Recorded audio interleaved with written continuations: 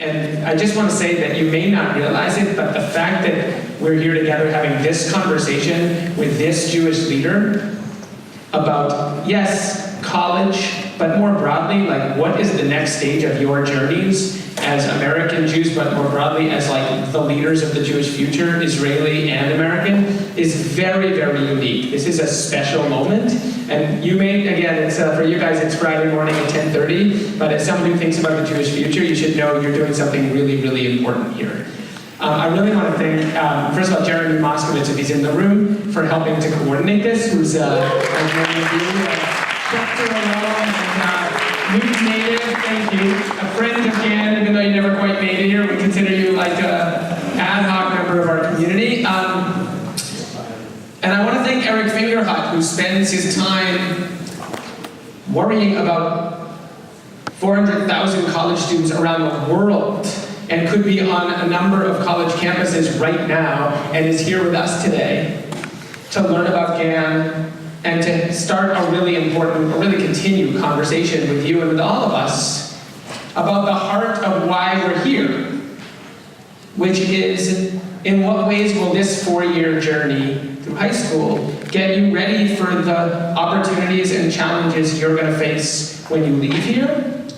And maybe even more importantly, what role are you guys going to be called upon to play, starting now, but certainly in college and beyond, as the leaders in whose hands our community will be. And Eric has a very unique vantage point. I'm not going to read through his bio, but it's a pretty cool story. Maybe we could say a few minutes about his journey, but he's been in the profit world in business. He has run universities. He has been in Congress. He's basically been in every sector of American society, and he's a deeply engaged and passionate Jew who's also a parent of students in a school like ours in Washington, D.C., and I think we can say now a friend and a friend of Gann Academy. I've already learned from the time I've spent with him that this is an incredibly unique opportunity to have the conversations we have here all the time with someone who's thinking about them on a much bigger and broader scale, and it's a privilege for Gann to be in that conversation, and I'm excited for you all to learn from him this morning, and for him to learn from us, and for us, hopefully, to learn and explore and challenge each other and ourselves together. So welcome to our community. It's really, thank you for inviting me to Gann Academy. I've heard so much about this wonderful school. It's a privilege to be here. Rabbi Baker, thank you for welcoming me and all who made this possible for me to be here. Thanks for making a few minutes to spend time with me. The most important colleagues I have, professional, of course, like you here at your school, the principal, the head of school, Rabbi Baker, and my most important colleagues are the heads of our Hillels on every campus, and one of them is here. I'm so thrilled that she's here. I haven't seen her since at least since the summer, so it's great to see you, Audrey. Rabbi Audrey Berkman, who's the director of Hillel at Wellesley College. So thank you, welcome her. And I understand she has a relationship to the school somehow, right? So you know Rabbi Audrey in a different way than I know Rabbi Audrey, but she's an amazing leader of our Hillel movement, and we're so proud of her. And Rabbi, thank you for being here. Also, I want to add my greetings to the team from the group from Haifa that's here. Ha'ivrit shali lo tov. I apologize that you'll have to follow my English. Aval ani hayiti b'Haifa. Rak Chodesh Shabbat Shavuot. My nephew was married at Kibbutz Afek, right outside of Haifa, about right before the holidays. It was a fantastic wedding. It was wonderful to be there. So thank you all for being here, and it's a great privilege. So look, before we just open it up for conversation, Rabbi Baker mentioned that among the things I've had the privilege to do in my life is I spent about 15, 20 years in politics, running for office. I was, for 10 years, I was a member of the Ohio Senate. You all have taken your state government, right? So you know that there's a House and a Senate as well in every state. So I spent about 10 years as a member of the Ohio Senate, and I was also a member of the United States Congress for one term. I was elected to the Congress in 1992 when Bill Clinton was elected president. That's the husband of Hillary, by the way, just in case. You know, he was president too, years ago, really. And of our, you know, and then I was the Democratic nominee for the U.S. Senate in Ohio in 2004, the year year that President Bush and John Kerry ran against each other for president. So I've been in politics for a while. I've won, I've lost, and of course, this is kind of a political season, right? So it's hard to, anybody following what's going on out there? Not much, right? So it's, it's a little hard to get it out of my mind right now. And I admit I'm a political junkie. I've got all the news feeds, and that I'm getting all the updates. So I actually wanted to just start with what was the fundamental lesson that I learned when I was a member of the legislature, both in Ohio, and in the United States Congress. And it's something I think that when they teach government in high schools, they often leave out. So, remember, do you ever see the cartoon, How a Bill Becomes Law? I'm just a bill on Capitol Hill. Remember that? I'm just a bill on Capitol Hill. And the bill's like on the steps of the Capitol, and it goes to the hearing room and all that, right? So here's what's left out of I'm just a bill on Capitol Hill, right? Number one, 2 lessons. Number one, I never saw a bill write itself. Right? It's not a cartoon, right? Where it just sort of pops up out of nowhere. What it means is somebody decided that the status quo on some issue was not right. That things could be better, or they needed to be different, or they were wrong. And somebody stood up, a member of the legislature, a member of Congress, or somebody from outside called their legislator and said, this has to change, and here's my idea, and they wrote it down. Now, don't take that for granted, right? Oh, all they did was write it down. Because it takes guts to stand up and say something has to be different, right? That this isn't good the way it is. Because people then know you took the risk. You stood up. People know it's your idea. And you know what? They're not all going to agree with you. And some are going to criticize you. And usually when a bill first starts out, it's a minority opinion, right? Because people haven't been thinking about the issue. So you've taken a risk to stand up and say things need to be different. So I never write itself. But the corollary, the Fingerhut corollary to this law of government is I never saw a bill pass the way it was written. I never saw a bill pass the way it was written. Right? And what that means is that in order to get from an idea, a desire to make change happen, to actually make it happen, what do you have to do? You got to get a majority, right? It takes, how many members of the U.S. House of Representatives these days? 435. What's a majority? 218. You need 218 to pass a bill. By the way, during the 2 years I was in Congress, we had 2 votes. 2. On big issues. One was the assault weapon ban, to try to ban assault weapons. The vote was 218 to 217, right? Which meant that every single one of us was the deciding vote. Every single one. And in order to it didn't matter if you wanted to do something unless you got 217 other people, each of whom were from different parts of the country, came from different backgrounds, represented different points of view, came from different kinds of families, unless you got 217 other people to agree with you, it didn't happen. Which meant you had to do what? I heard it. You had to compromise. Right? And to make compromise happen, you have to decide what is the essence. What's the essence of what's important here? Right? What do I have to hang on to, or I'll accept defeat? Right? I can't compromise on this. And what is not important? What was enough at the periphery of the idea that you say, okay, let's do it your way, right? Because then you'll feel like this is part of it. You'll see part of your ideas. And by the way, some of these compromises are very hard to make. I mentioned the assault weapon ban. Is there an assault weapon ban in effect today in the country? No, we know. We saw Orlando this summer. We saw all these tragedies. You know why there's not? Because you know what one of the compromises was we had to make to get that bill passed? It passed, 218 to 217. You know what one of the compromises was we had to make to get it passed? We had to agree to a sunset. And we all assumed that, of course, because some people said, well, what if this doesn't work? We want to test it. And reluctantly, and look, maybe we made the wrong decision. But I don't know if we would have gotten to 218 if we hadn't made that compromise. And we all assumed that, of course, when it comes up for renewal in 10 years, you know what a sunset means, that it automatically goes out of effect unless it's renewed, right? That's what a sunset is. So we all figured, of course, it'll be so obvious it'll be renewed. And as it happened, it wasn't, right? So I don't know, should we have done that? Should we have not done that? But we wanted to get to 218. We needed to get to 218. Why am I telling you this story? Not just because it's politics right now and you're all going to, and members of Congress are running for election and we've got a big presidential election in the country, but you're about to go to college soon. And by the way, when we break up, tell me where you're choosing before, and I'll tell you where to go. No, I'm just kidding. But seriously, if you have questions about any particular school, happy to have the conversation. And we have the college guide here that tells you about a little bit about Jewish life on campus. But you're about to go to a college, and you're going to become part of the community. Right? Not just the Jewish community on campus. We want you to be part of the Jewish community on campus, but you're a leader on campus. You're part of the leadership on campus. And you're going to come to this community, and you're going to see things that you think need to be done right, done better, and done different.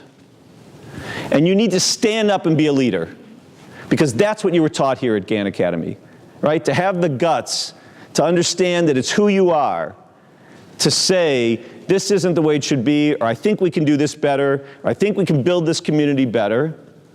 But then you have to build the community so that the community can agree and can see the benefits of it. And to do that, we're going to accept ideas, and we're going to accept people who are different than us. We're going to accept compromises. And we're going to build community around us, because you know what? We're not Jewish people. We don't live up on mountaintops. We don't live I guess Walden Pond's not too far from here, right? Is there like a suburb there, Walden Pond now? Is it really like, no, it is, yeah. We don't live in isolation to each other. We live as part of a community, and we have to build a community. And that means that in a community, we have differing opinions. We have to live alongside people who practice our faith differently, believe different things about our faith, have different political opinions, and yet we still have a community together, because unless that community's together, we can't accomplish anything. Without 218, we can't accomplish anything. So the skills that you're learning here at Gann Academy are skills we need on college. I can't wait for you to get there, because you've been trained this way. You've been trained to both show leadership and build community. Hillel, the organization, by the way, I'm not here to tell you to be active in Hillel.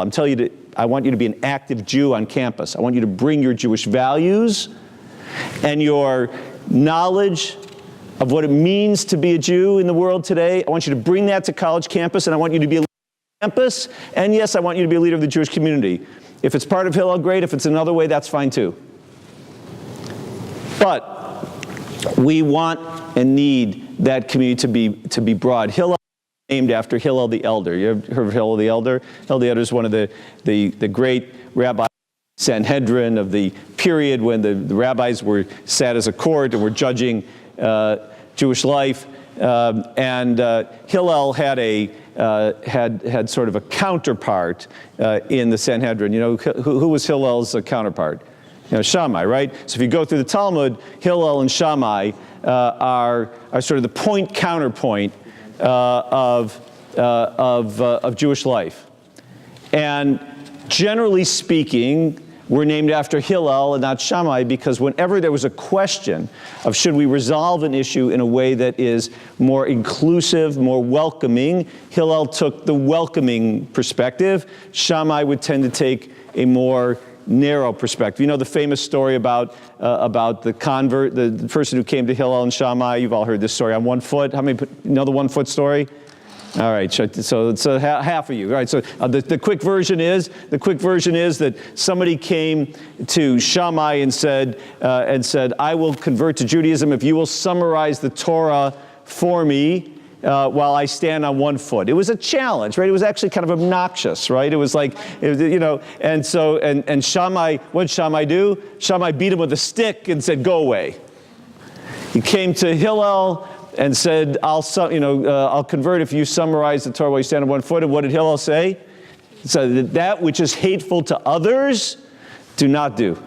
right? In other words, it's about ahavta l'reacha kamocha. The essence of the Torah to Hillel was to be welcoming and to be loving in a community and build a community. Then go and learn, Hillel says, right? So Hillel and Shammai lived in the same community.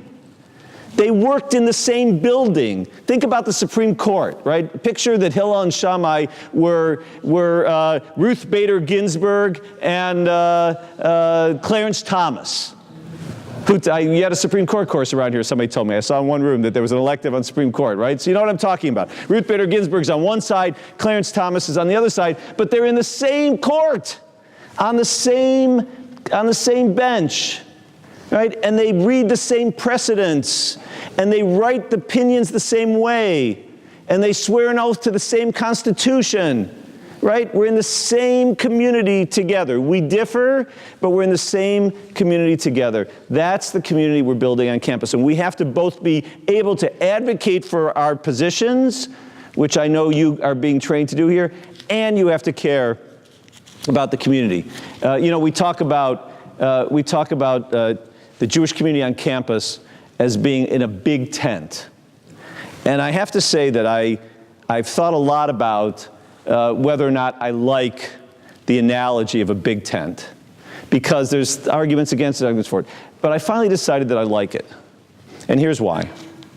A big tent, what is a tent? A tent's a piece of canvas, and it's held up by poles, right?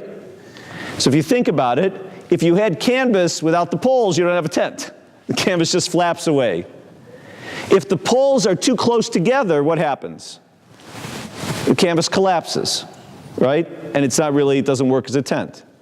So you've got to have poles, but you want to pull them as far apart as you can to make it as big as possible for as many people to fit in. Pull the canvas as tight as you can, but you got to have poles. There are some things we stand for. There are some things we believe in. There are some things we can't compromise on. And inside that tent is the community. But what else do you know about a tent? There's one last feature of a tent. Is it solid walls? No, it's a flap, right? The flap is open. You want to leave it always open so that you're welcoming people in. You want to make that community underneath the tent so inviting. You want this school to be so inviting that people are going to come in and be part of it. Even if they agree with everything you say, or even if they don't know everything you say, or even if they're worried about it, they want to be part of it because they see that community. And then you want that flap always open so that they come in. Those are the kinds of communities that you're trying to build. That's the community you're trying to build here at Gann Academy. It's the kind of communities that we need you to help us build on Jewish communities on campus when you get to college. So I told you one Hillel thing, so let me end with another, and then let's open to discussion. The great thing about Hillel the elder is that he was pretty prolific, right? So there's lots of learnings from him. One of my favorites is, and you've seen this in the Siddur. Many of you read this, and you know this when you go through the prayers in the Siddur. Hillel said, "Nihiyem mitamidav shel Aharon haKohen." Be like the students of Aaron the high priest. Ohev shalom, love peace. Rodef shalom, seek peace. Ohev et habriot, love things. Karvan la Torah, and bring them closer to the Torah. So why does Hillel say, be like the students of Aaron the high priest? Aaron is known as a peace-loving leader of our people, right? Aaron, what we associate with Aaron the high priest is peace. And by the way, Hillel says, be like the students, not the descendants of Aaron, because the people who held the high priesthood in our history weren't always so good, right? They were sometimes politically corrupt and appointed. They weren't always, but the followers, the learned people who followed, that's who we wanted to follow. Niyemi Talmidav Shalom Kohen, Ohev Shalom, love peace, Rodef Shalom, seek peace. So why does Hillel say love peace? Of course we should love peace. Why is it Ohev Shalom and Rodef Shalom?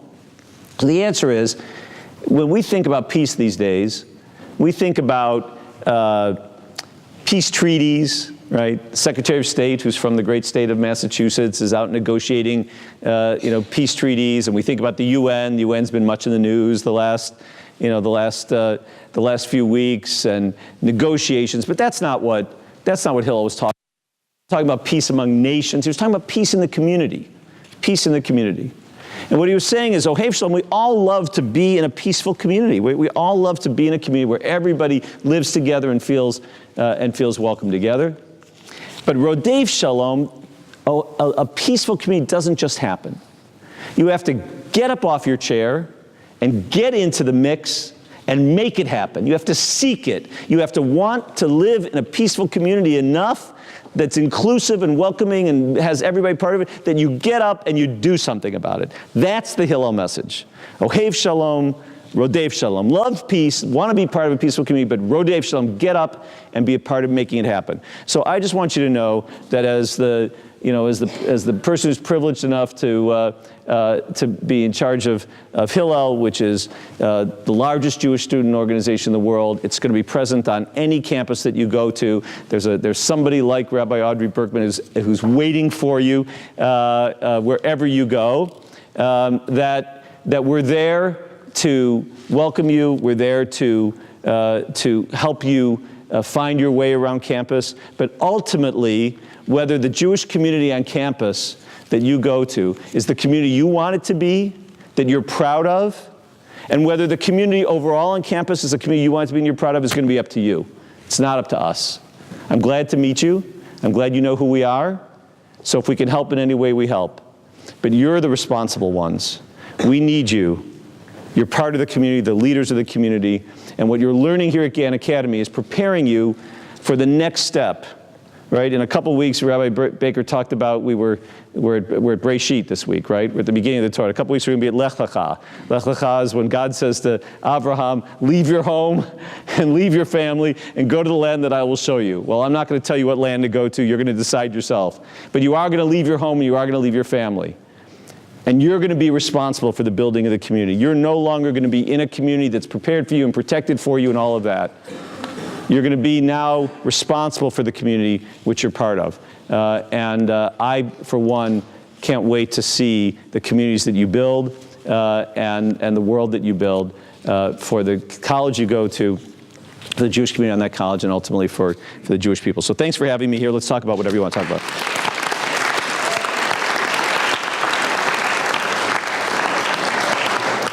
I'm Jacob. I'm a sophomore, and my question was, Pew did a study which shows us that Judaism is the only religion in America, major religion in America, which is expected to shrink. And at the same time, that shrinkage is happening in the center of Judaism and conservative and reform movements, and that the most Orthodox Jews and the least religiously observant Jews are the fastest growing components. How are Hillels trying to get bigger tents, but with fewer poles? It's a great question. But tents with holes, by the way, are bad things. Those are bad things. The flaps are good. Holes are bad. So look, let me answer it this way. The college campuses you're going to go to, forget the Jewish community for a second, I'll come back to it, are the most diverse places you will ever be in your life, right? There are people coming from all over the world. There are people coming from every background imaginable, racial, gender, demographic, economic, you name it, you're going to find it on your college campus. By the way, that's why you're going to college. In part, is to be exposed to the diversity of the world. You know, there are other religions that have made a point of building colleges that are specifically designed to attract people from that particular religion, right? So, for example, the Catholic Church, as people moved to the United States, came to America seeking religious freedom, they spread out across the country. What's the first thing they did? They built a college so that their children would go to school in the environment of the religious and moral and ethical upbringing they wanted. Jews didn't do that. I mean, we have a couple, Brandeis, one here, right here in Boston, obviously, when there was a time still when there were Jewish quotas and Jews weren't as welcome to college as they are now. You have a place like Yeshiva University in New York, which is, in addition to being a seminary, is a major research university. But by and large, we didn't do it. what we did was we said we want our young people to go to the most diverse environments, the most competitive, right? We want you to get in the best college you can get into, and when you get in the best college, we want you to go to the best college you get into, and then we want you to sign up for the toughest courses and get the best internships. I mean, this is what we want, right? And we want you to meet people. What do your parents say to you? They don't say they say we want you to go to Hillel. I know they say that, but they also say they don't say only meet Jewish kids. They say we want you to be we want you to experience what college has experienced. So first of all, it's going to be incredibly diverse. Second thing is the community on campus, and this is getting your point about the Pew study. The Jewish community is the most diverse it has ever been. We are exploding in diversity. Right? The background of Jews coming from all over the world. There's more Jews of color than ever before. I've seen statistics as much as 10 to 20% of Jewish students at college campuses now are Jews of color. There are probably 50% of Jewish students come from homes where more than one religion was present in the home, which is a very different experience, right? There is obviously huge differences. We have the Israelis know, a secular Jew but strong, Jewish identity versus religion. So it's all over the place. So the first thing I think is for us not to categorize this as exclusively as it can be. And then the second thing to remember is this is the first time you're going to be away from home, and you're going to be making your own choices, right? What's your name? Yeah. Maya. You were agreeing with me. I want to know somebody who agrees with me. You were nodding your head. Maya understands. Look, up till now, let's be honest. Parents in the room, close your ears for a second.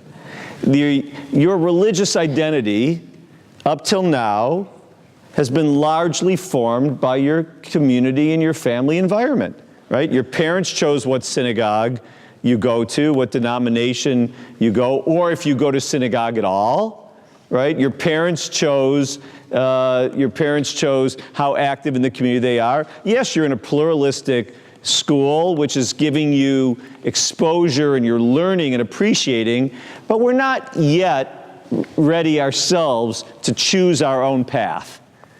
But I can promise you, from the moment you set foot on your campus, you're going to choose your own path. And so the journey really begins, and your choices, and you can experiment and try different things.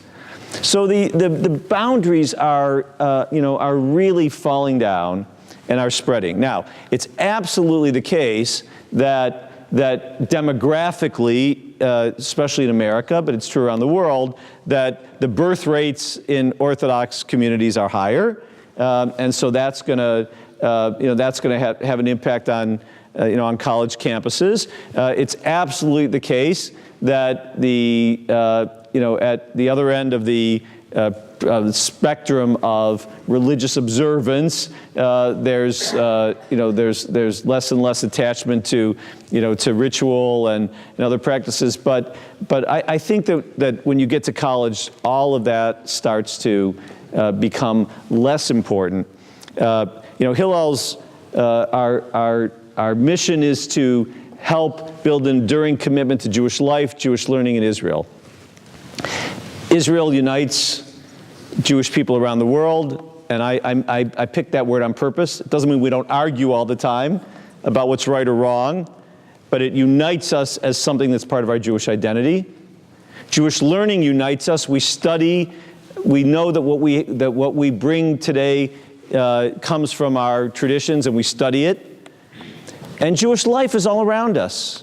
You're performing a mitzvah when you make sure that your friend in the next room in the dorm is sick and gets help.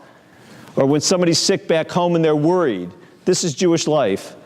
So it's not here just for ritual observances. In fact, frankly, in college, trust me, the least important part of your Jewish life is is which minyan you choose to daven in, right? It's how you, or what do we call it here, Zaman Kodesh, right? Which Zaman Kodesh group we participate in. That's the least important part of being Jewish on campus. The most important part is finding those things that unify us. We want to be unified, not uniform. Jewish people have never been uniform. Never in history have we've been uniform. If there had been a Pew study after the destruction of the Second Temple, they'd be absolutely, the headlines would have been that the Jewish people are dying out and never going to come back, right? By the way, thanks to social media and all the printing presses and online, there's more people studying today than ever before in history. There's more people engaged in Jewish dialogue than ever before in history. So, there's a famous article that's called Jews, the Ever-Dying People, right? We're always dying. There's always somebody who'll say we're dying out. You're living in one of the most extraordinary, remarkable times of Jewish life in history.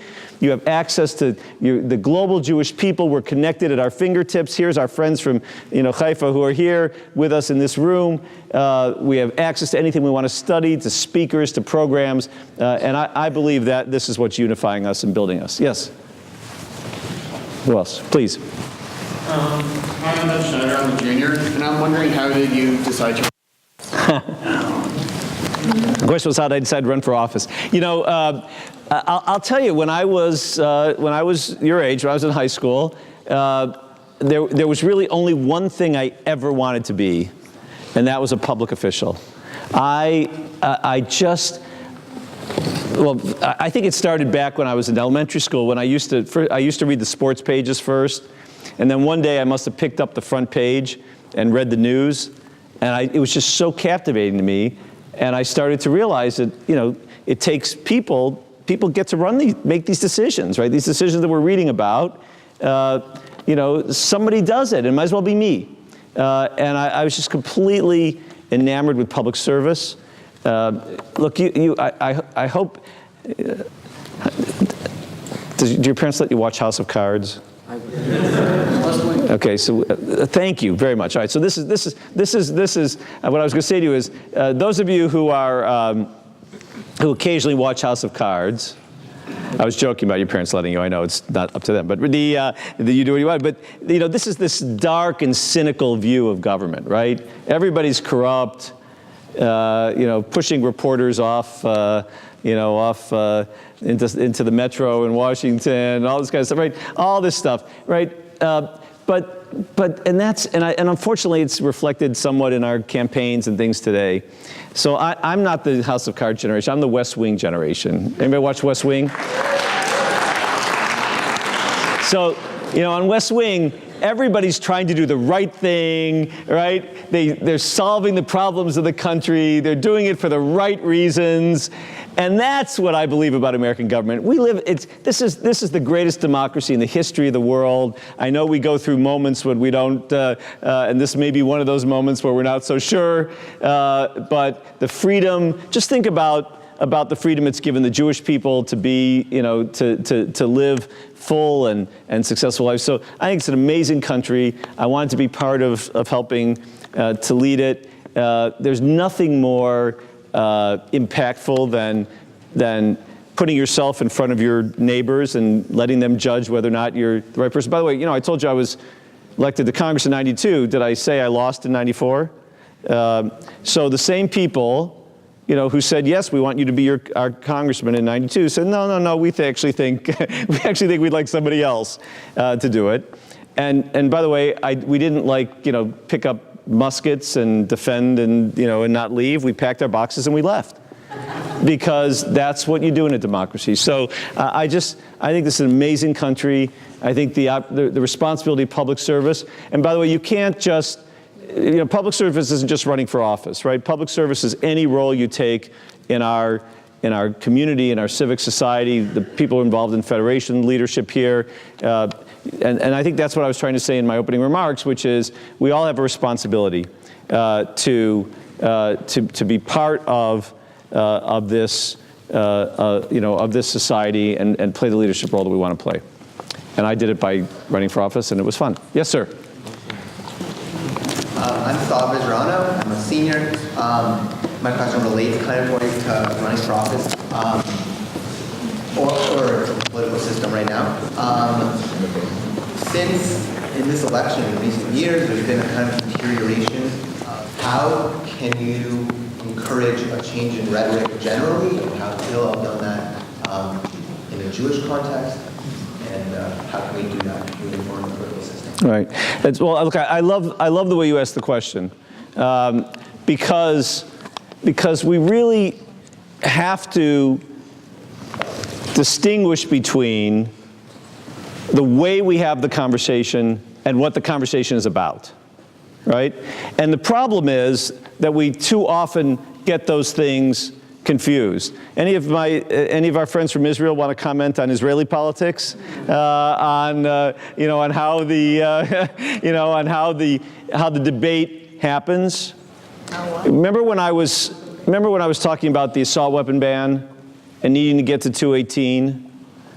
So in order to do that, we had to talk to people who actually have a completely different perspective on guns, on the role of guns in society, the amendment to the Constitution, the National Rifle Association, all of these things that I had a very strong opinion on.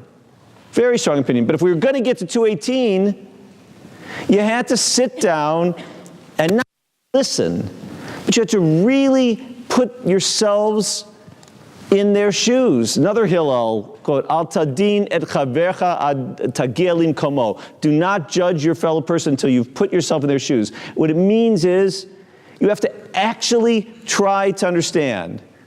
You know what, actually, let me tell you a different story. I'll tell you a different legislative story about this. So the way the legislature in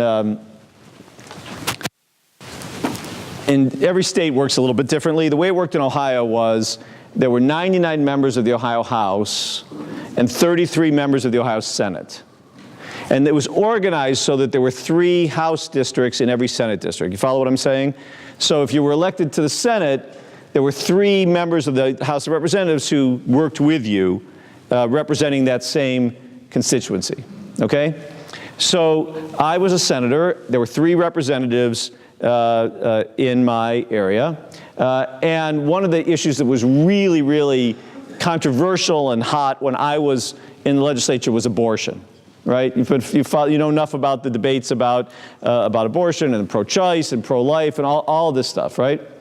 And so in the part of the district that I was from was very, very pro-choice. And, was adamant and elected a senator who agreed with them. But of the 3 people that I had to work with every day to represent this constituents, one is a dear friend of mine who was a member of the House of Representatives. We were almost the same age. I was at his wedding. He was our wedding. And he grew up Catholic. And he believes in the same way that we believe in Torah and the Jewish people and the state of Israel, the same way we believe things that we believe so core. He believes core in his soul that abortion is murder. He believes it. It's part of who he is. It's part of his integrity. It's part of his moral, that even, and so I'll never forget this. We had a debate on the floor of the Senate about an abortion bill, and I spoke on the bill on the side of the pro-choice side of the debate, and I remember turning around and seeing Ed standing in the gallery watching with tears coming down his eyes, and because we're friends, and he had to say to me how deeply, profoundly troubled he was by what I just said and what I just done. And I had to understand that he wasn't being political. He was being who he is. And we had to work together on everything else and still be friends. And so really being in somebody else's shoes. And so, see, I think the point is if you do engage on the issue, if you really listen and you really put yourself in their shoes, as Hillel told us to, you cannot possibly speak the way these people are speaking to each other. Because you don't speak to people like that who you respect. So it means that they haven't actually done the listening and the understanding on both sides, by the way. Obviously, we see, one side of an election this time that seems that is using this kind of unacceptable, rhetoric more than the other. But it happens on both sides, right? So I honestly, and this is what I was speaking about when we get to college. Can you see the debates about Israel in the community tearing people apart? You think they're not tearing us apart on college campuses? Do you think everyone here in this agrees? How many people are here from Haifa? How many? Okay. Do you think you guys agree with each other politically? No. Do you think your parents agree with each other? Do you think your parents agree with each other politically? Do you think we all agree with each other politically on either the American election or what's happening in Israel? Of course we don't. Of course we don't. The question, though, is, and this is the good question you've asked, the question is, have we really taken the time to understand what the other side believes and is saying? And so that's what I think the answer is. I think the answer is that we have to not be superficial, and we have to really take the time to understand, because I believe if you do, you will not ever speak that way. And so I hope that as you are leaders on the community on campus, we have a program at Hillel we call Ask Big Questions. It's a way of training students to lead conversations about tough, controversial questions, about abortion, about Israel, about there was a time when gender equality and gay marriage was controversial. I don't know if it's so controversial on college campuses anymore, but on the tougher issues, and listen and really listen and build a sense of civility. Because it comes from really hearing and understanding. Yes, sir, way in the back. I'm your boy. So, for me, as an African-American Jew, I kind of find myself at a split in the Jewish community, because as an African-American, I feel a need to stand with movements like the Black Lives Matter movement, who have an issue with Israel and their, as they say, the global militarization that they contribute to, and as a Jew who wants to feel included in his community. So I want to ask you, as the president of Hillel, where Hillel would stand if push come to shove. They're forced to choose between standing with Israel or standing with Black Lives Matter, who feel a need to fight against disenfranchisement of African Americans in this country. It's a great question. Tell me your first name again. Yair. I'm sorry? Yair. Yair.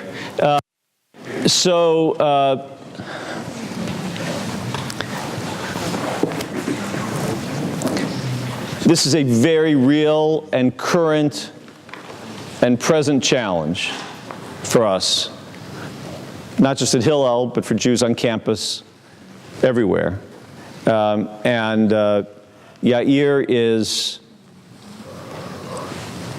Yair has framed something that I think we have to be so open with each other about, that we can't paper over this, we can't mince words, we've got to be really, really clear. The fact is that the number one issue on college campuses today is not Israel. The number one issue on college campuses today is racial justice. So when you're talking about being involved in the community on campus and bringing your values as a human, your values as Jews to college campus, this is an issue that your fellow students and your community is struggling with. How do we, as the future leaders of the country, how do we play a role in ensuring a just society? And I don't think there is any question that the Jewish community on campus, and certainly Hillel, and I believe this is true of your Jewish community here in Boston too, though, because I know the leaders of that community, though I can't hold up a statement they've said, but they could. I believe that the Jewish community understands fundamentally the reality that African American, particularly African American males, but all African Americans are facing today in dealing with the systems of justice and systems of policing. And I believe that the Jewish community on campus, in the country, and certainly in Hillel, wants to be part of a constructive solution, wants to support, wants to be an ally. As we have been throughout the history of the civil rights movement, it's part of who we are, right? Ger Hayiti, we were strangers in Egypt. Rabbi Baker can tell me exactly how many times in the Torah we're told to remember we were strangers, right? And to remember that feeling and to live out that feeling. It's part of who we are. So this is an issue of fundamental importance to the Jewish community on campus today. And yet, at the same time, part of our core identity is associated with the success, the openness and the welcomeness of the state of Israel. And we cannot and will not divorce that from ourselves, from who we are. And it tears at us that some elements of the leadership of Black Lives Matter see an equivalence in their mind between the suffering or the challenges they're facing in America and the sufferings and the challenges that Palestinians face in Israel. It so tears at us, right, that this, that a cause that we want to lift up and embrace and support also, some, not all, some embrace a viewpoint that we just don't agree with, that's hurtful, and we want to respond to. So Yair, the only thing I can say to you is we have to do both, and we will do both. We will not check our support of Israel at the door when we go into a conversation. And we won't just accept that as part of the effort to build a more just society for African Americans, that we have to accept things that we think are wrong being said and hurtful being said about Israel. We can't. We won't leave that conversation at the door. But on the other hand, we will not disengage from the effort to help support racial justice, because it's part of who we are too. So we have two things that are part of who we are. They have much in common, but they have some things that conflict, and that's life, right? That's what life is like. We have to be able to hold conflicting things in our mind at the same time. And it's also why I come back to the response. I'm sorry if I got a little overwrought to the previous question, but it's where deep and ongoing dialogue have to happen, because it's only through knowing each other and understand. It's like my friend, on the abortion issue, right?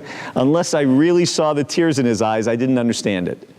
And they're going to have to see the tears in our eyes on this issue, and we're going to have to see the tears in their eyes on this issue, and we'll find a way together. I want to say one other thing. I hope that answered your question, Yair, as best I can. I don't know that there's and you feel free to follow up, but I want to just say one other quick thing on this. That, I get asked a lot about the anti-Israel activity on campus, and what BDS is. You've heard about BDS. That people advocate for boycotts of Israel on campus, and what should we do about that? And we've seen some anti-Semitic incidents on campus, and I get calls from parents and grandparents who are very agitated as they're worried about you. They always worry. They're always going to worry about you, by the way. Even when you're 30 and have your own family, they're going to worry about you. But they worry, and they say, there's a crisis on campus, and what are we doing to respond? And of course, we are doing things to respond. We can talk about that if you want, and we're working hard on it. But the number one thing that I say to people, and that I believe in my soul, is that if you want a community to respond to crisis, you have to first have a community. You can't create the community on the day there's a crisis, right? You wake up in the morning and there was there's been an anti-Semitic incident on campus, or you were attacked. You haven't been part of the community. You don't even know who do you call? Whose number? Why do you think your parents have the doctor's numbers on the refrigerator, right? They took you to the doctor even when you weren't sick, so the doctor knows you when you are sick. Right? The Jewish community in New York had a saying after 9/11. They said, we were there on 9/11 because we were there on 9/10. Right? You can't create a community the moment the crisis. And that's why I say to you, you have to be part of the community every day. And to Yair, I say, we have to be in dialogue with the African American community on campus. And by the way, within the Jewish community, as I said in my opening remarks, we have a growing African American community. It is a problem in the sense that we, as the majority in the Jewish community, do not see it. We don't recognize it. The fact that you're part of this school is you can play a role in helping introduce this. So many of us who don't see it. This is a conversation within our own community. To understand the relevance and the sensitivities of these social justice issues. So we have to be in dialogue constantly so that when the issue about Israel comes up, the question comes up, we have a relationship. You cannot create the relationship in the moment of crisis. You have to have the relationship. And that's what we have to build. And that's why I urge you, again, I obviously, I'm in charge of Hillel. I hope that Hillel will be the kind of welcoming. I see Rabbi Baker standing up, so I better make my summation. I hope it'll be the welcoming and loving place that you hope it'll be, and I hope you'll find great pleasure and joy in celebrating with us and meet some of your friends and future spouses and all that at Hillel. I hope all that's true. But what I really want to say to you, it's not about Hillel. It's really about your responsibility individually as leaders of the Jewish community where you go to college. There's nobody else anymore. There's not a parent to drive you. There's not a Rabbi Baker to encourage you. Community support. It really is up to you. And for us to be effective in supporting the movement for Black Lives Matter, for it to be effective in representing Jewish values on social justice, we need a community. We don't all have to agree, but we need 218. We can't do it with one. So I urge you, I ask you, I beg you, play your role as leaders, the role that you're learning and practicing here at Gann Academy on your college campus. And if along the way, any of us at Hillel can do anything to make you feel more welcome, to answer questions, to help you find the best place to study, the best corner, to get a little bit of extra chicken soup when you're sick. If any of those things we can do, it's our job and it's our privilege and it's the thing we love most. So thank you for letting me be part of it. I just want to wrap us up with just a couple quick points. First of all, thank you so much for that inspiring talk. And refreshingly, I felt open, honest, and authentic talk.